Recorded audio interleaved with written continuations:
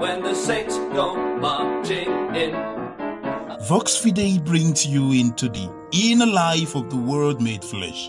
Father Chris guides us in the lives of the saints in Saintly series. Welcome to Saintly series. Today, 23rd of November, we celebrate Saint Columban, or you say Columbanus, Abbot and Confessor. Born in the city of Leinster, Ireland, in the year 540 AD, Saint Columbanus had to struggle with temptation for his purity as a young man.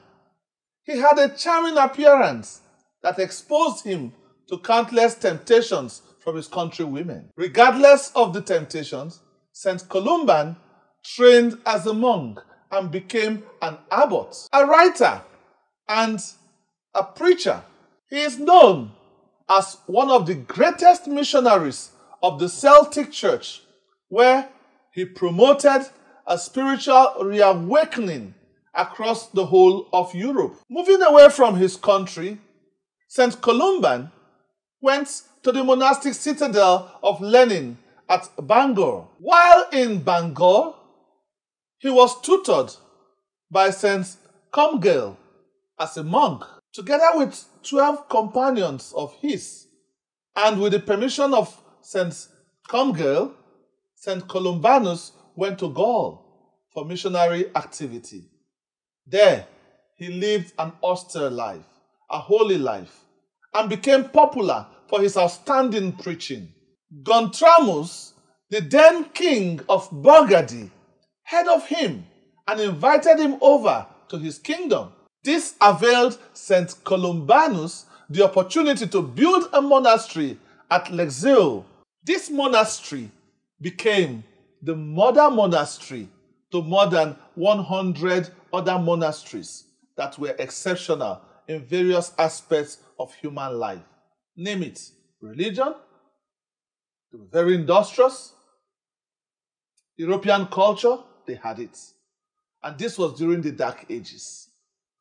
At a time, it was said that Saint Columban was too strict, so much so that it laxed local clergy, and the Frankish bishops became furious at him. He was probed at a synod where he was made to defend his Celtic religious stand, but for which to stay away from verbal altercations, Saint Columban refused to appear before the synod.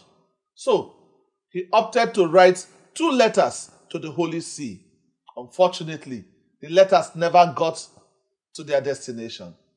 After he was reprimanded by Theodoric II of Burgundy in the year 610 AD, he was stripped of his royal favors.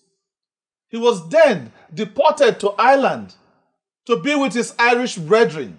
In a fortunate turn of events, during the journey back to Ireland, the ship capsized close to the seashore. So, with this, the monks were able to run away to Metz, to the court of Theodoric II of Austria. He was well received here, so he continued to preach to the pagans in the city until Theodoric of Burgundy captured the city. This prompted Columban to cross over to the Alps, and he got to Milan, to King Agolip, where he enjoyed a warm reception also. At the age of 70, Saint Columban took up the responsibility of building the monastery in Milan. Theodoric's successor later invited Saint Columban to Milan in the year 614, but he declined. He rather sought protection for the monks at Lexeuil.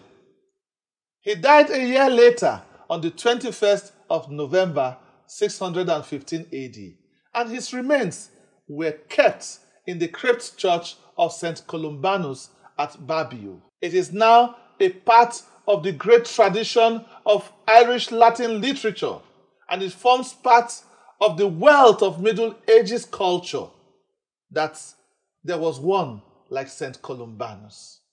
St. Columbanus lived a life of faithfulness to God denying himself earthly pleasures. By his life, we are called to detachment, detaching ourselves from the things that distract us from serving God. The date of canonization is pre-congregation. He is the patron saint of Missionary Society of St. Columban or of St. Columbanus. He is also the patron saint of motorcyclists. The color of the day is white. What we offer the saints is veneration. Peace be with you. I am Father Chris, Vox Fidei. Oh, when the saints go marching in. Oh, when the saints go marching in. Vox Fidei, God is in charge.